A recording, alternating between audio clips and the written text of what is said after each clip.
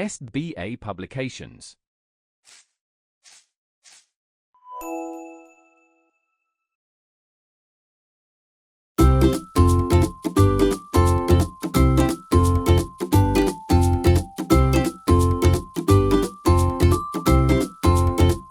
नमस्कार प्यारे बच्चों, कैसे हैं आप सब। मैं उम्मीद करती हूँ आप सब बहुत अच्छे होंगे। बच्चों, आज हम पढ़ेंगे पाठ 4 और आज के हमारे पाठ का नाम है चमत्कार। तो चलिए शुरू करते हैं। ईमानदारी का त्याग करने से व्यक्ति स्वयं अपनी नजरों से गिर जाता है और जब उसे इसका एहसास होता है तो वह प्रायश्चित करने के रूप में अपने अपराध से छुटकारा पाना चाहता है। यह स्वाभाविक परिवर्तन किसी चमत्कार से कम नहीं है। आइए अब शुरू करते हैं हमारा आज का पाठ चमत्कार। बीए पास करने के बाद चंद्र प्रकाश को 30 रुपए माह की ट्यूशन करने के सिवा और कुछ न सूझा। उसकी माता तो पहले ही मर चुकी थी और इसी साल पिता का भी देहांत हो गया। ठाकुर साहब ने रहने के लिए मकान भी दे दिया था। यह मकान ठाकुर साहब के मकान से बिल्कुल मिला हुआ था। पक्का, हवादार, साफ सुथरा और सभी जरूरी सामान उसमें था। ऐसा मकान 20 रुपए से कम पर ना मिलता। सबसे बड़ी बात यह थी कि ठाकुर और ठाकुराइन दोनों ही चंद्र प्रकाश का बहुत अधिक आदर करते थे। उसे अपना लड़का समझते थे। संध्या का समय था। प्रकाश ने शिष्य को पढ़ाकर छड़ी उठाई तो ठाकुराइन ने आकर कहा, अभी ना जाओ बेटा, तुमसे कुछ सलाह करनी है। उसे भीतर ले जाकर रमा देवी बोली, बीरू का ब्याह कर दूं? एक बहुत अच्छे घर से संदेश आया है। प्रकाश बोला, जैसा आप उचित समझे। सब तैयारियां तुम ही करोगे, यह समझ लो। तो मैं कब इनका इनकार थोड़ी करता हूँ। वो कहता है तो मैं कब इनका इनकार करता हूँ, मैं सारी जिम्मेदारी उठा लूंगा। बात पक्की हो गई और विवाह का सामान आने लगा। विवाह का सारा आयोजन प्रकाश के ही हाथ में सौंप रखा था। देखते देखते फटेहाल युवक जिम्मेदार मैनेजर बन बैठा। पर जिस दिन उसने 5,000 के जेवर खरीदे, उस दिन उसका मन चंचल हो उठा। घर आकर पत्नी चंपा से बोला, हम तो यहाँ रोटियों के मोहताज हैं और दुनिया में ऐसे ऐसे आदमी पड़े हुए हैं जो हजारों लाखों के जेवर बनवा कर पहनते हैं। चंपा विरोध से बोली, हमें क्या करना है, जिन्हें ईश्वर ने दिया है वे पहने, हमें तो दिया ही नहीं। रात को दोनों भोजन करके लेटे तो प्रकाश ने फिर गहनों की बात छेड़ी। चंपा ने कहा, कोई और बात करो, गहनों से क्या सुंदरता बढ़ जाती है। मैंने तो बहुत सी ऐसी औरतें देखी हैं जो गहने पहनकर और भद्दी दिखने लगती हैं। बातें करते करते चंपा तो सो गई। रात के 12 बज गए, फिर भी प्रकाश को नींद नहीं आ रही थी। बार बार चमकीले गहने आंखों के समक्ष उसके आ रहे थे। सहसा प्रकाश चारपाई से उठकर खड़ा हुआ। वह दबे पांव कमरे से बाहर निकलकर छत पर आ गया। ठाकुर साहब की छत से छत मिली हुई थी। बीच में एक 5 फुट लंबी ऊंची दीवार पर चढ़कर ठाकुर साहब की छत पर आहिस्ता से वह उतर गया। घर में बिल्कुल सन्नाटा था। उसने सोचा, पहले जीने से उतरकर ठाकुर साहब के कमरे में चला जाता हूँ। अगर वे जाग गए तो जोर से हंसूंगा और कहूंगा, कैसे चकरा दिया।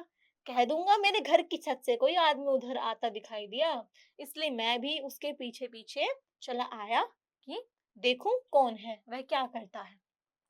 संदूक की चाबी मिल गई तो फतह है, किसी को मुझ पर शक ही नहीं होगा। फिर भी वह जीने से उतरने लगा और उसकी छाती धक धक धक धक करके धड़कने लगी।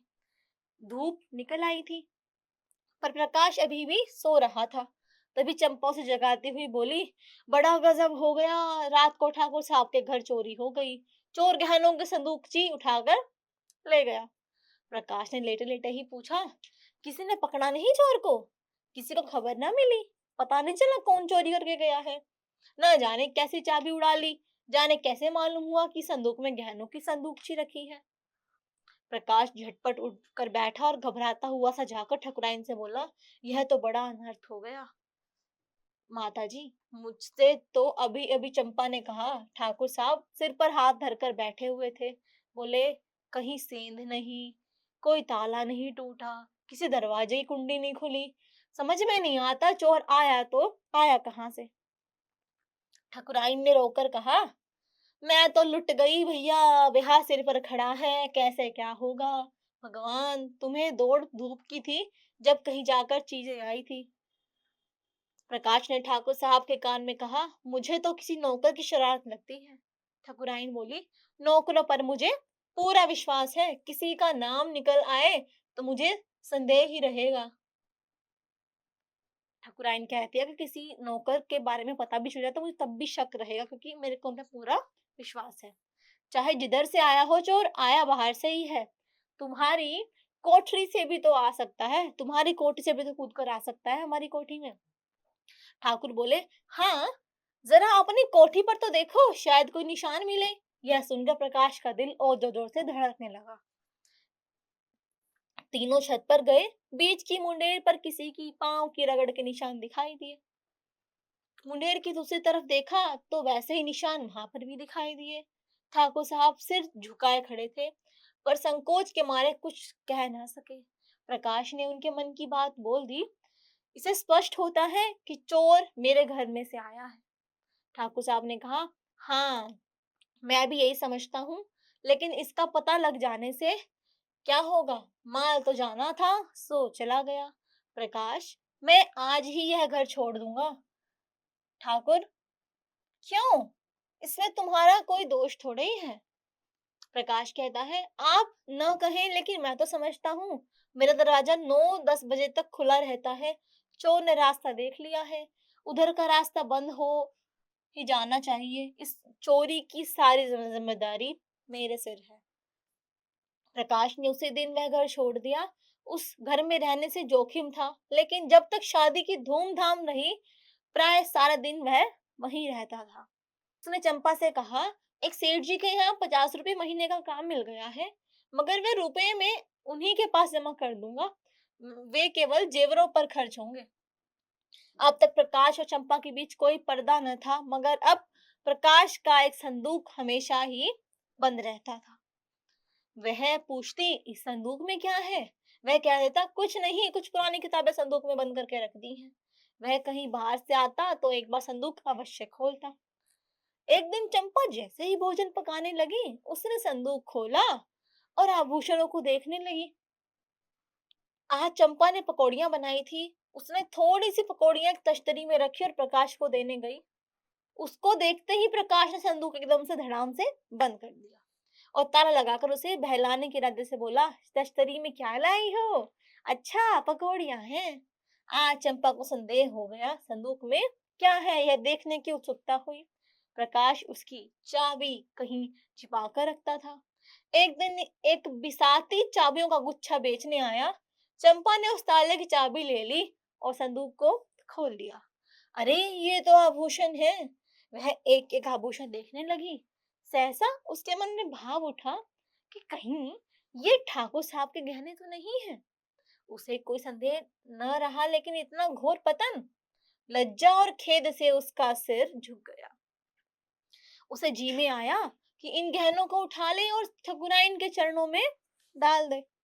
उस दिन से चंपा उदास रहने लगी। प्रकाश से उसे प्रेम न रहा, न वह मान सम्मान का भाव रहा। कई महीने गुजर गए। शहर के एक बैंक में असिस्टेंट मैनेजर की जगह खाली हुई, लेकिन शर्त यह थी कि नगद 10,000 की जमानत दाखिल की जाएगी। इतनी बड़ी रकम लाए कहाँ से? एक दिन ठाकुर साहब से इस विषय पर बात चल पड़ी। ठाकुर साहब जमानत देने को राजी हो गए। उसने घर आकर चंपा को यह खुशखबरी सुनाई। चंपा ने सुनकर मुंह फेर लिया। एक क्षण बाद बोली, ठाकुर साहब से तुमने जमानत क्यों दिलवाई? प्रकाश बोला, फिर किससे दिलवाता? रुपए पैसे की बात है, कहीं भूल चूक हो जाए। यह तुम कैसे समझती हो कि भूल चूक होगी? क्या मैं ऐसा अनाड़ी हूँ जो भूल चूक करूंगा? चंपा ने विरक्त मन से कहा, आदमी की नीयत भी तो सदा एक सी नहीं रहती। प्रकाश धक्क से रह गया। सोचने लगा कहीं चंपा ने संदूक खोलकर देख तो नहीं लिया है। और भोजन करते समय प्रकाश ने चंपा से पूछा, तुम्हें क्या सोचकर कहा था कि आदमी की नीयत तो हमेशा एक सी नहीं रहती? चंपा ने संकट में पड़कर कहा, तुम जबान पकड़ते हो। ठाकुर साहब के यहाँ शादी में तुम अपनी नीयत ठीक नहीं रख सके। 100-200 रुपए की चीज घर में रख ही ली। प्रकाश के दिल से बोझ उतर गया। वह भोजन करके लेटा तो उसकी आत्मा उसे धिक्कार रही थी। कई दिन बीत गए। प्रकाश को बैंक में नौकरी मिल गई। उस उत्सव में उनके यहाँ मेहमानों की दावत थी। ठाकुर साहब, उनकी स्त्री बीरू और उसकी नवेली बहू सभी आए हुए थे। चंपा सेवा सत्कार में लगी हुई थी। भोजन करके ठाकुर साहब चलने को तैयार हो गए। प्रकाश ने कहा, आज आपको यहाँ रहना होगा दादा, मैं इस वक्त आपको नहीं जाने दूंगा। प्रकाश के काफी आग्रह करने पर ठाकुर साहब राजी हो गए। 12 बज गए थे। ठाकुर साहब ऊपर सो रहे थे। बीरू और प्रकाश बरामदे में थे। तीनों स्त्रियां कमरे में थी। प्रकाश जाग रहा था। बीरू के सिरहाने उसकी चाबियों का गुच्छा पड़ा था। प्रकाश ने गुच्छा उठा लिया, फिर कमरा खोलकर उसमें से गहनों का संदूक निकाला और ठाकुर साहब के घर की ओर चल दिया। कई महीने पहले वह इसी तरह कंपित हृदय के साथ ठाकुर साहब के घर में घुसा था। उसके पांव तब भी इसी तरह थर्रा रहे थे, लेकिन तब कांटा चुभने की पीड़ा थी, आज कांटा निकालने की है। तब कदम पीछे हटता था और आज कदम आगे बढ़ रहा है। ठाकुर साहब के घर पहुंचकर उसने धीरे से बीरू का कमरा खोला और अंदर जाकर साहब की खाट के नीचे संदूक को रख दिया। फिर तुरंत बाहर आकर धीरे से बंद कर दिया और घर को लौट आया। ठाकुर साहब प्रातःकाल चले गए। प्रकाश संध्या समय पढ़ाने जाता था। आज वह अधीर होकर तीसरे ही पहर जा पहुंचा।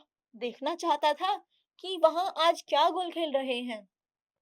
वीरेंद्र ने उसे देखते ही खुश होकर कहा, बाबूजी, कल आपके यहाँ की दावत बड़ी मुबारक थी। जो गहने चोरी हो गए थे सब मिल गए। ठाकुर साहब भी आ गए और बोले, बड़ी मुबारक दावत थी तुम्हारी, पूरा का पूरा संदूक मिल गया, एक चीज भी गुम नहीं हुई। प्रकाश को इन बातों पर कैसे विश्वास आए जब तक अपनी आंखों से संदूक देख न ले। संदूक देखकर वह गंभीर भाव से बोला, बड़े आश्चर्य की बात है, मेरी बुद्धि तो काम ही नहीं करती। ठाकुर, किसी की बुद्धि काम नहीं करती भाई, तुम्हारी ही क्यों? प्रकाश कहता है, अगर आंखों देखी बात न होती तो मुझसे कभी विश्वास ही नहीं आता। अब ठाकुर कहता है, आज इस खुशी में हमारे यहाँ दावत होगी। घर लौटकर प्रकाश ने चंपा को यह खबर सुनाई तो वह दौड़कर उसके गले से लिपट गई और न जाने क्यों रोने लगी, जैसे उसका बिछड़ा पति बहुत दिनों के बाद आज घर लौट आया हो। प्रकाश की आंखों से भी आंसू निकल पड़े। आइए अब पढ़ते हैं शब्दार्थ। देहांत यानी कि मृत्यु, संध्या शाम, संदेशा निमंत्रण, इनकार मना, मोहताज निर्भर, भद्दी कुरूप, सहसा अचानक, आहिस्ता धीरे, सन्नाटा चुप्पी, कंपित हृदय डरा हुआ, अधीर बेचैन। आगे आपको अभ्यास कार्य दिया गया है और इसे आप स्वयं करने का प्रयास करें। आज की आपकी कक्षा यहीं समाप्त होती है। मिलते हैं अगली कक्षा में एक नए विषय के साथ। धन्यवाद।